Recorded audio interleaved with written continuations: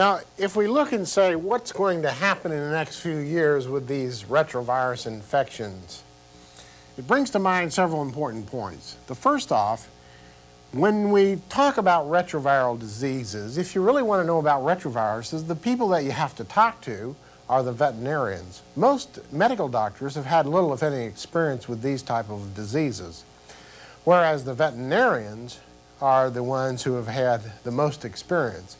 It's not by error that Dr. Myron Essex, who's in charge of the Human Leukemia Resource Group at Harvard, is a veterinarian. It's not by error that O.W. Jarrett, who was recently funded with $8 million United States dollars for the establishment of an IARC leukemia research group in Glasgow, is a veterinarian.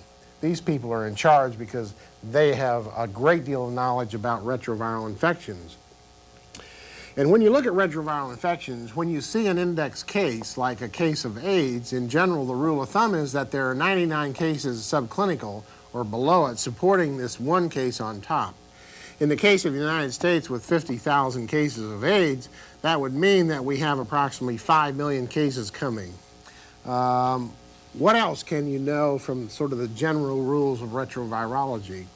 One of the things is that you know that the viruses which support this, index case on the top here, say ratio of 1 to 100, work over an extended period of time on the rule of thumb average 20% of the lifespan of the species.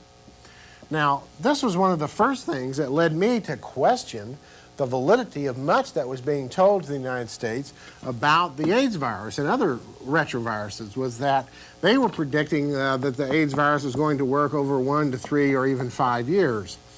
But actually, the rule of thumb would say that the AIDS virus should work over 20% of 70 years, which would be about 14 years. So as now more and more data comes in, we can see that this initial 1 to 3 to 5 years was actually more like 7 to 14 years, which is consistent with what I believe is the truth about how long it will take before you see the end result of an AIDS virus infection. That has implications for many things. It has implications for vaccine development. In other words, you would have to wait an extended period of time before you could say for sure, 14 to 20 years before you could say for sure whether the vaccine was working. It would say you're going to have to wait 14 to 20 years or even longer before you can say, well, I've been cured of AIDS. Because if the natural history of the disease is to last over an extended period of time, say 14 to 20 years, you're going to have to wait that long before you can say you're outside of the framework of where the disease is still liable to kill you. These are slow viral diseases of humans and represent a major new kind of problem that most medical doctors have had little experience in dealing with. Now, if you look at slow viral diseases, if you have an index case, that case can double to 2 cases, those 2 can go to 4, those 4 can go to 8. In other words, there is some period of time here in which the disease doubles. 2 to the x is equal to the number infected y. Recently in the Los Angeles Times, it was noted that last year there were approximately 40,000 cases of the AIDS virus documented worldwide, published by the World Health Organization.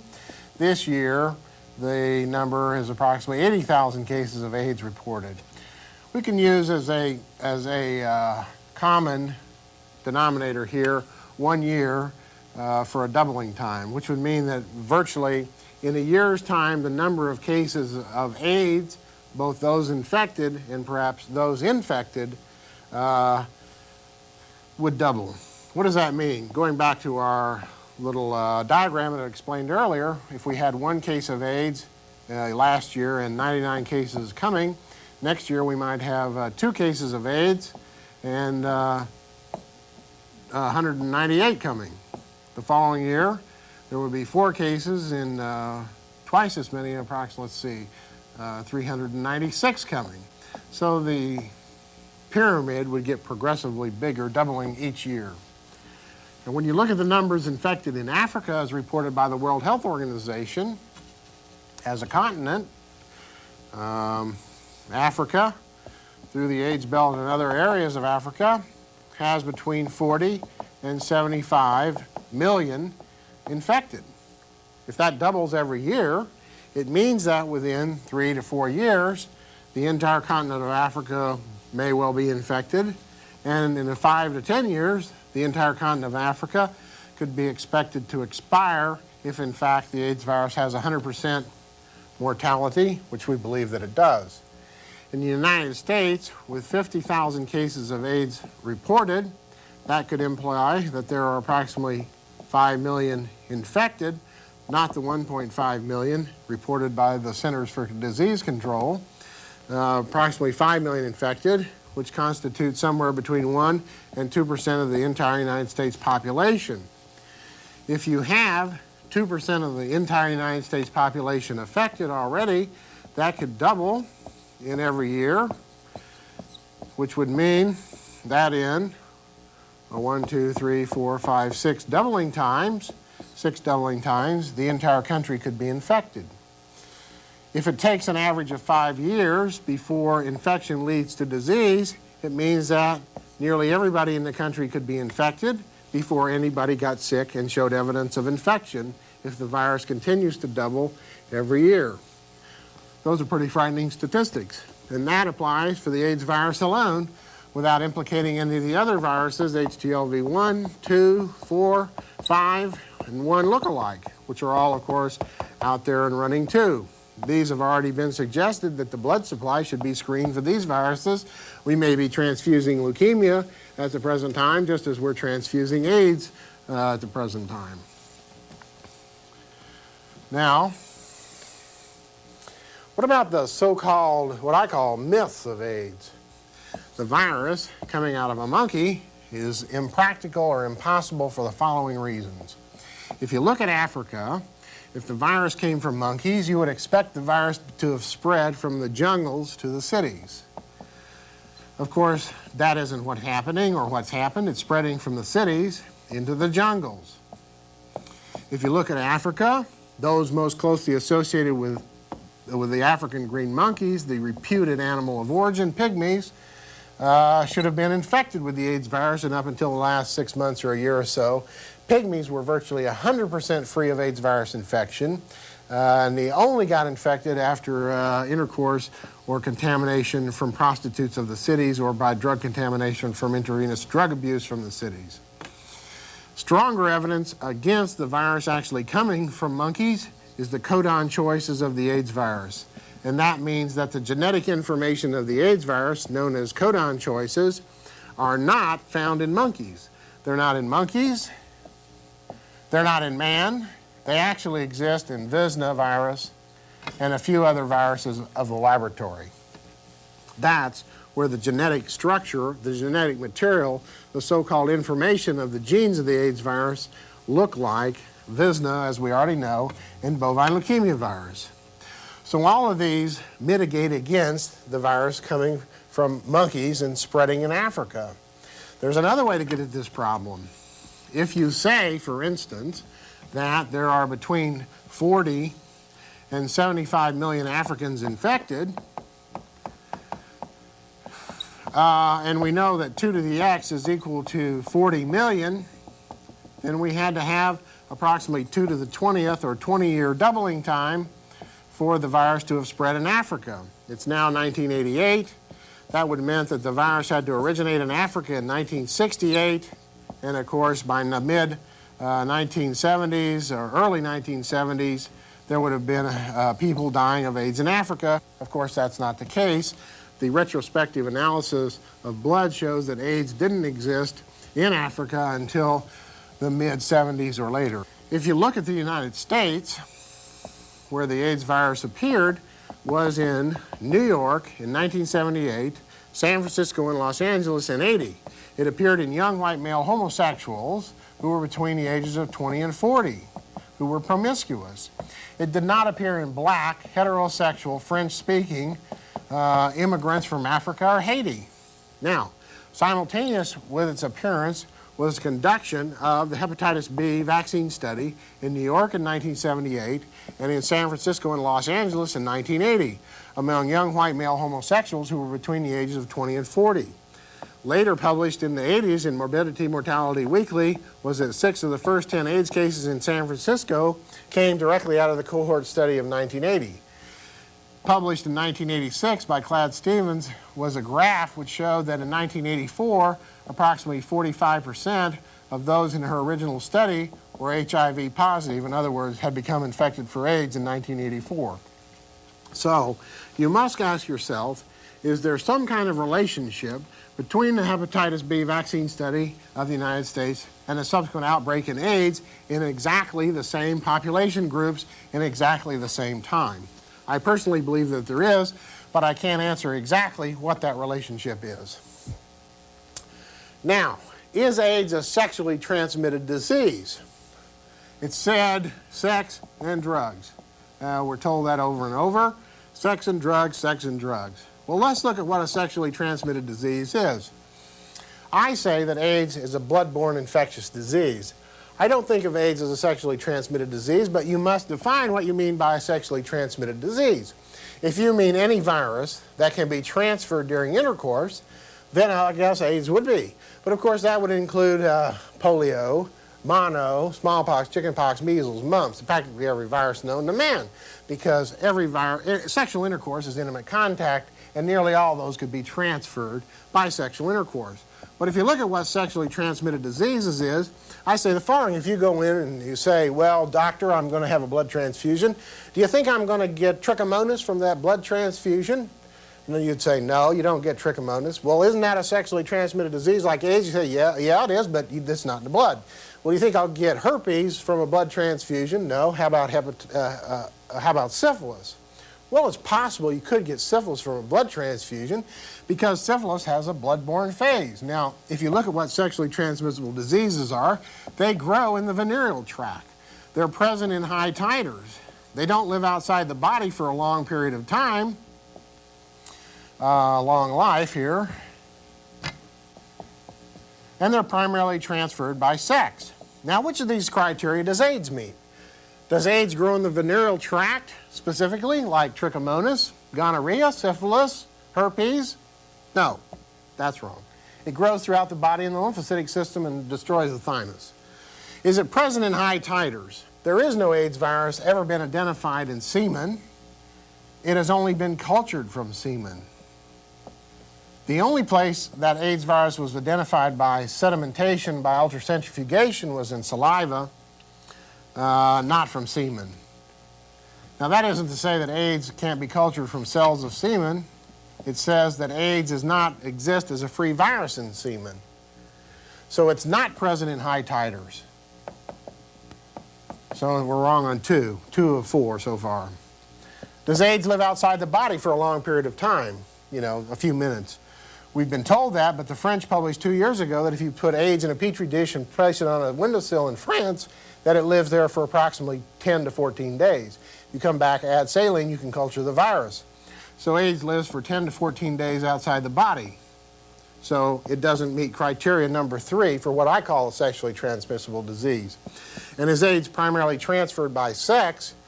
Well, they like for us to believe that, but I don't believe there's any evidence that this virus is primarily transferred by sex. I believe the virus is a blood-borne infectious agent. How the virus is actually being transferred, I don't know. Well, the AIDS virus, according to Dr. Strecker, does not fit any of the criteria for a sexually transmitted disease. However, this doesn't mean you can't get the disease during sex. You can. For example, the common cold is not a sexually transmitted or venereal disease either. But could you get it during sexual intercourse? Yes, you could. But it really has nothing to do with sexual intercourse itself. It's the intimate contact, or close contact, that spreads the AIDS virus, according to Dr. Strecker. You see, no one really knows how the virus is transmitted, not even the so-called AIDS experts. Because the virus was apparently introduced in homosexuals in this country, it was homosexuals who passed it during intimate contact. Thus, it became a homosexual disease. Again, a misleading and distorted conclusion. In light of these revelations by Dr. Strecker, what about the use of condoms? Well, condoms are effective in preventing certain venereal diseases, but because AIDS is not a venereal disease, the condom's effectiveness in preventing AIDS transmission remains questionable. In addition, The AIDS virus is so small it can pass through the naturally occurring holes in condoms. Well, using a condom may be better than nothing, but the degree of protection from AIDS transmission has not been fully researched. Dr. Strecker will explain this further in his presentation. If we look at Confronting AIDS, which is the textbook published by the Institute of Medicine and the National Academy of Sciences, it is not known whether the virus is transferred as free virus or a cell-associated virus or in both forms. Now, what is that saying? That's saying the following, that when it comes to how the virus, the AIDS virus, is being transferred from one person to another, like from one homosexual to another, or from a heterosexual man to a heterosexual woman. This is a man, this is a woman. They can't tell us whether the virus is being transferred as free viral particle or as viral particle inside of a cell. Now, I use the illustration, that's like General Patton saying that he can't tell the difference between a tank that's assembled and one that's in a factory. There's a tremendous difference. So, when you get down to actually how this virus is being transferred, there is very little, if any, data published that tells us how it's being transferred from one person to another. They like to tell us that it's just a sexually transmissible disease, but they don't tell us anything about how the virus is getting across the membranes of either the man or the woman. And of course, depending on how it's getting across, has a great deal to do with how really dangerous it is for the long run. So I call that the myth of sexually transmissible diseases. Now, condoms. Now, this is another great topic. In a recent Los Angeles Times article was entitled, an article entitled, "Coop Warns on Risk of AIDS in Condom Use." According to Surgeon General C. Everett Koop, long a highly visible advocate of condom use to prevent the spread of AIDS, warned that prophylactics have extraordinarily high failure rates among homosexuals and offer them no assurance of safe sex. Later, Koop states, quote, "I don't like to acknowledge mistakes, and I don't want to use the word mistake in reference to that report," unquote.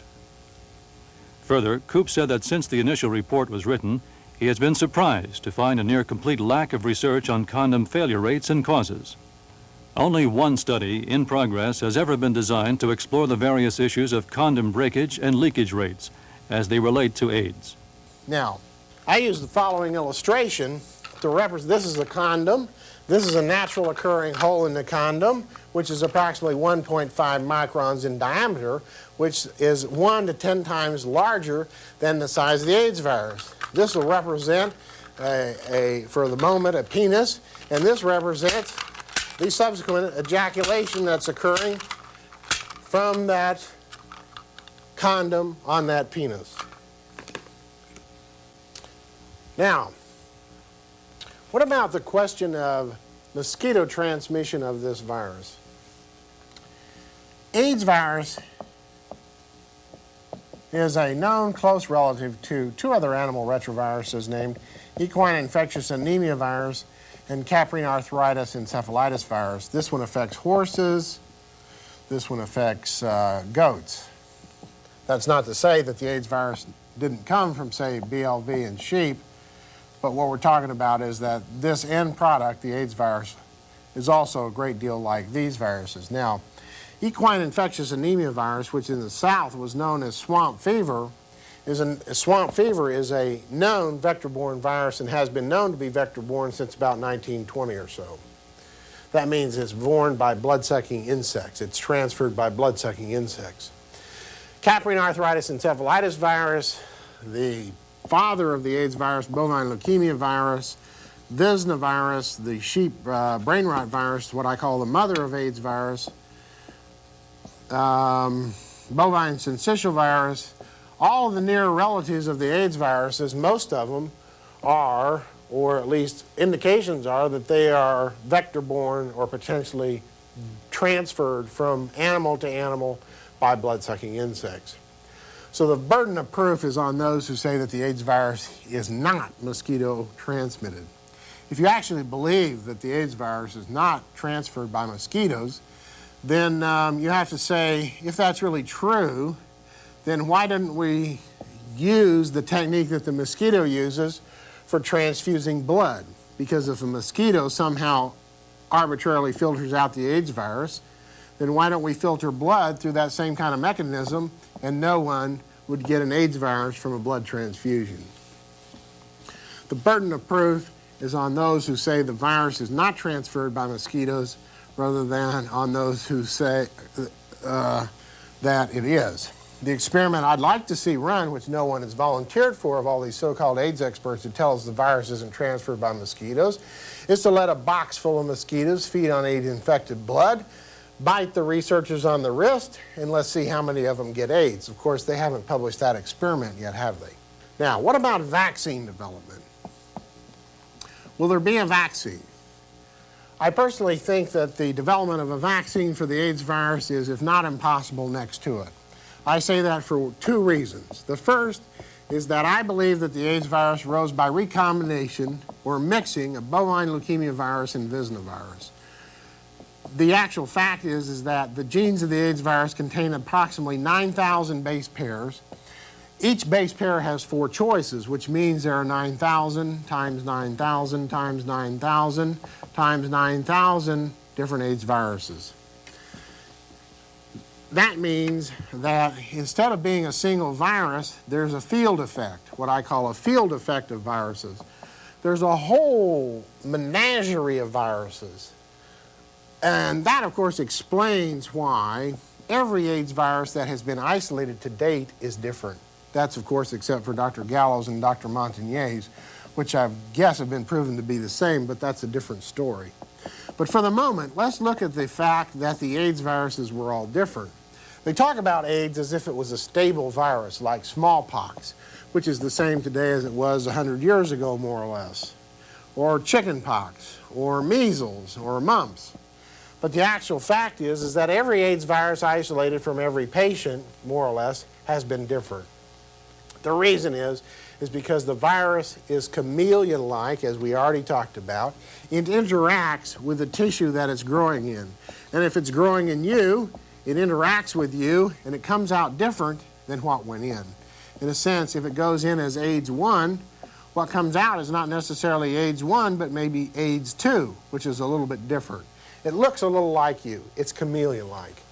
That explains why, besides the fact that it's the basic nature of these viruses to recombine, it's the fact that every AIDS virus isolated to date is different. Here, just to sideline here a little bit, let's look at this question of vaccine and the natural recombinant nature, which is why the first point that there won't be a vaccine. 9,000 to the 4th power. If you look at AIDS, the disease, the virus itself, without addressing the recombinant nature, the viruses, retroviruses, as a rule of thumb, are known to spontaneously mutate about 1% a year.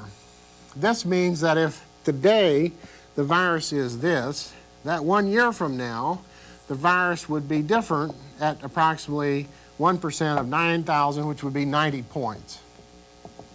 Now, interestingly enough, one of the theories of the so-called AIDS experts, if you believe this, one must conclude, at least I would say, that one must conclude that the world is flat. Now, why do I say that? We say that because the so-called AIDS experts tell us that the Portuguese took this virus to Japan out of Africa and spread it there in the 1500s or so. Now, how can you conclude then that the world is flat? I say that for the following reasons. If we look at Portugal, nobody in Portugal has AIDS or reported to have AIDS or any of the other so-called human retroviruses, which means that none of those sailors ever got back home, so they must have fallen off at the end of the world.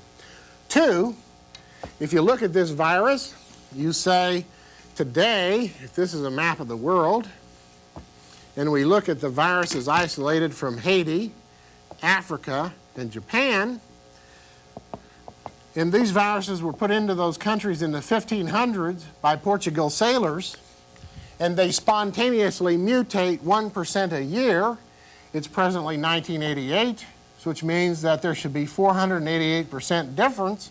But the actual fact is that in the case of HTLV1 isolates from Japan, Africa, and Haiti, those isolates are virtually identical, which means that they could only have been put into those areas in recent times, if my mathematics is correct.